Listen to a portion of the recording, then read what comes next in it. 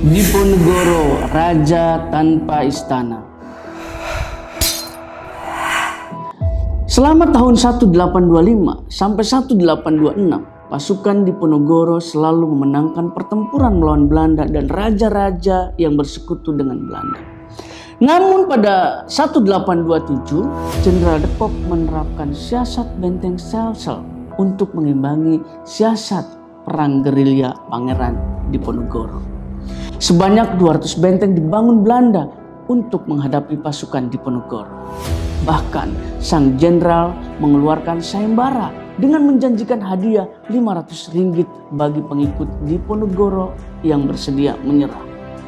Hadiah 20.000 ringgit, gelar pangeran, sebidang tanah dan gaji 10 ringgit per bulan juga diberikan bagi yang berhasil menangkap Diponegoro, hidup atau mati. Sang pangeran terus diburu.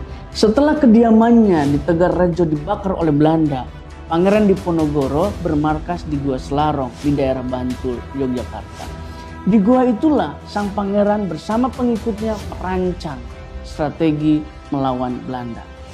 Namun tak berselang lama, sang pangeran nyaris tertangkap di pegunungan Gawong, sehingga beliau memutuskan untuk masuk ke hutan-hutan di sebelah barat Magelang. Saat itu, wajah Pangeran Diponegoro yang halus terlihat lesu dan pucat karena wabah malaria yang dideritanya.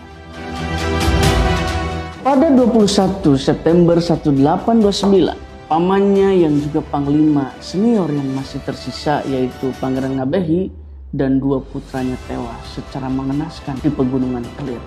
Di akhir bulan, Raden Ayu Mangkarawati ibunya dan Raden Ayu Gusti putrinya telah ditawan Belanda. Di saat itulah nasib Pangeran Diponegoro di titik nadir. Diponegoro sempat diberikan pilihan menyerah atau diberikan tahta Yogyakarta sebagai hadiah hiburan. Namun sang pangeran menolak. Dengan tegas ia tetap melanjutkan perjuangan. Belanda pun menawarkan perundingan. Diponegoro setuju. Namun nahas. Di sela perundingan, dia ditangkap pada Minggu 28 Maret 1830, tepat di hari kedua Lebaran oleh Jenderal de Kock. Pangeran Jawa itu kemudian dibawa ke Batavia untuk ditahan. Tak lama di Batavia, Diponegoro dibuang ke Manado melalui perjalanan laut yang melelahkan. Setelah seminggu berlayar, sang pangeran tiba di Manado dan ditempatkan di benteng Fort New Amsterdam. 3 tahun di Manado, sang pangeran dipindahkan ke Makassar pada 1833. Di Makassar, Diponegoro ditempatkan di Fort Rotterdam. Ia terasing penuh kepedihan, dijauhkan dari kerabat dan para pengikutnya. Ajal pun menjemput sang pangeran pada 8 Januari 1855 di usia 70 tahun, tepat saat matahari terbit di pagi hari.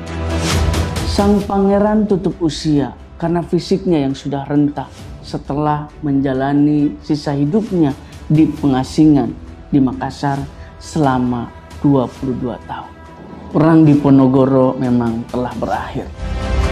Namun, justru itu awal bagi lahirnya para penantang kolonial di tahun 1900-an. Babad Diponegoro yang ditulis oleh pangeran saat di pengasingan bahkan kini diakui oleh UNESCO sebagai Memory of the War.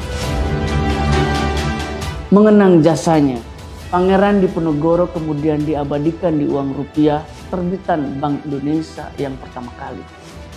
Gambar Diponegoro terdapat pada uang kertas 100 rupiah tahun 1952 dalam seri Toko dan Kebudayaan. Di tahun yang sama dikeluarkan koin Diponegoro nominal 50 sen. Nominal ini dikeluarkan lagi pada 1954, 55 dan 57. Terakhir, Bank Indonesia kembali menerbitkan emisi Diponegoro nominal 1.000 rupiah di tahun 1975. Demikianlah storytelling kali ini. Sampai jumpa di storytelling selanjutnya.